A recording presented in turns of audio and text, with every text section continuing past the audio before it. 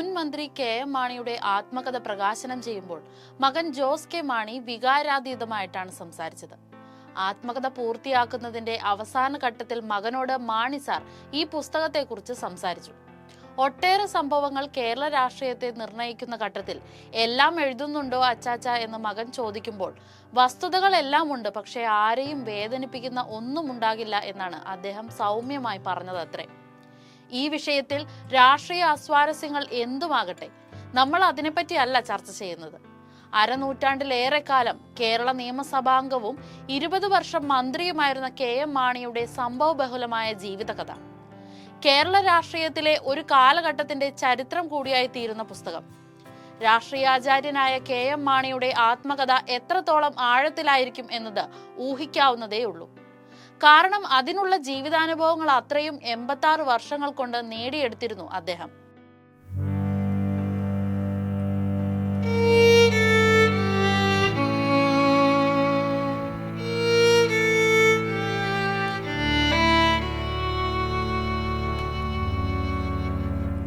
കരിങ്ങോഴയ്ക്കൽ മാണി എന്ന രാഷ്ട്രീയ നേതാവ് കർഷക ദമ്പതികളായിരുന്ന തൊമ്മൻ മാണിയുടെയും ഏലിയാമ്മയുടെയും മകനായി 1933 ജനിക്കുമ്പോൾ ആരും കരുതിയില്ല കോൺഗ്രസിന്റെ ചരിത്ര പുസ്തകത്തിലെ ഒരു പ്രധാന ഏടായി മാറുമെന്ന്.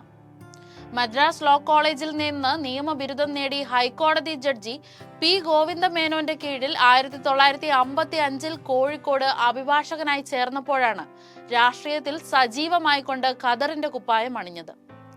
പിന്നീട് KPCC അംഗം, കേരള കോൺഗ്രസ് അംഗം, 1975 ആകുമ്പോഴേക്കും സംസ്ഥാന ധനകാര്യ വകുപ്പ് മന്ത്രി. അങ്ങനെ പെട്ടെന്ന് വേഷങ്ങൾ മാറിമറയാൻ തുടങ്ങി. പിന്നീട് തന്റെ ജീവിതം മുഴുവനായും പൊതുപ്രവർത്തനത്തിനായി ഉഴിഞ്ഞുവെച്ച നേതാവിന് രാഷ്ട്രീയത്തിൽ പലതരത്തിലുള്ള റെക്കോർഡുകൾ ഇടാൻ കഴിഞ്ഞു എന്നുള്ളതാണ്. കേരളത്തിൽ ഏറ്റവും കൂടുതൽ കാലം മന്ത്രിയായിരുന്ന ശ്രീ ബേബി ജോണിന്റെ റെക്കോർഡ് 2003 മറികടന്ന് സ്വന്തം പേരിലാക്കി. 10 മന്ത്രിസഭകളിൽ അംഗമായിക്കൊണ്ട് ഏറ്റവും കൂടുതൽ മന്ത്രിസഭകളിൽ അംഗമായിരുന്നതിന്റെ റെക്കോർഡ്. തുടർച്ചയായി 13 നിയമസഭകളിൽ അംഗമായി ആ റെക്കോർഡും സ്വന്തമാക്കി. 11 തവണ അദ്ദേഹം മന്ത്രിയായി സത്യപ്രതിജ്ഞ ചെയ്തു. ഏറ്റവും കൂടുതൽ സത്യപ്രതിജ്ഞ ചെയ്ത മന്ത്രി എന്ന നേട്ടവും ഒരേ നിയോജക മണ്ഡലത്തെ പ്രതിനിധീകരിച്ച് തിരഞ്ഞെടുക്കപ്പെട്ടതിന്റെ റെക്കോർഡും കൈവരിച്ചു. പാലാ നിയമസഭാ മണ്ഡലം രൂപീകൃതമായതിന്റെ പിറ്റേ വർഷം തിരഞ്ഞെടുക്കപ്പെട്ട മാണി 13 തവണയും ജയിച്ചു.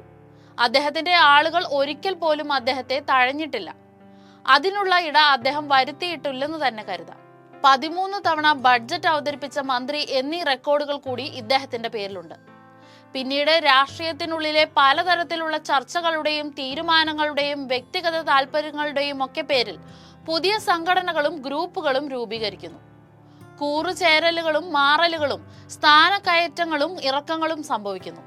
2014 അപ്രതീക്ഷിതമായി വന്നു എന്ന് കരുതപ്പെടുന്ന ബാർ കോഴക്കേസാണ് മാണിയെ മാനസികമായും ശാരീരികമായും തളർത്തിയതെന്ന് കരുതപ്പെടുന്നു. 2014 പൂട്ടിയ 418 ബാറുകൾ തുറക്കുന്നതിനായി ബാർ ഉടമകളുടെ സംഘടന 1 കോടി രൂപ കൈക്കൂലി കൊടുത്തു എന്ന് ബിജു രമേശാണ് ആരോപണം ഉന്നയിച്ചത്. കേസിൽ ഇദ്ദേഹത്തെ പ്രതിയാക്കി സംസ്ഥാന വിജിലൻസ് അന്വേഷണം ആരംഭിച്ചിരുന്നു. കോടതി തുടരന്വേഷണം പ്രഖ്യാപിച്ചു. കേസ് പരിഗണിക്കവേ മന്ത്രിസ്ഥാനത്ത് കെ.എം. മാണി തുടരുന്നത് ജനങ്ങളിൽ ഭീതി ഉണ്ടാക്കുമെന്ന കോടതിയുടെ പരാമർശം പുറത്തു വന്നതോടെ അദ്ദേഹത്തിന്റെ രാജിക്ക് സമ്മർദ്ദമേറി. സീസറിന്റെ ഭാര്യ സംശയങ്ങൾക്ക് അതീതമായിരിക്കണമെന്നായിരുന്നു കോടതിയുടെ അന്നത്തെ പരാമർശം. കേസിലെ പ്രതികൂല കോടതി വിധിയെ തുടർന്ന് മന്ത്രി കെ.എം. മാണി 2015 നവംബർ 10 വൈകിട്ട് രാജിവെച്ചു. 3 തവണ സംസ്ഥാന വിജിലൻസ് ആരോപണത്തിൽ കെ.എം. മാണിക്ക് പങ്കില്ലെന്ന് കാട്ടി ഹൈക്കോടതിയിൽ റിപ്പോർട്ട് നൽകി. UDF സർക്കാരും പിന്നീട് വന്ന ഇടത് സർക്കാരും മാണി നിരപരാധിയാണെന്ന് കാട്ടി ഹൈക്കോടതിയിൽ ഹർജി നൽകി.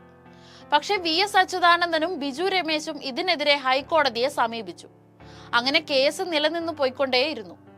ശാരീരികമായ പലതരം ബുദ്ധിമുട്ടുകൾ അനുഭവിച്ചുകൊണ്ട് അപ്പോഴും രാഷ്ട്രീയ രംഗത്ത് സജീവ സാന്നിധ്യമായി തുടർന്നുകൊണ്ടേയിരുന്നു.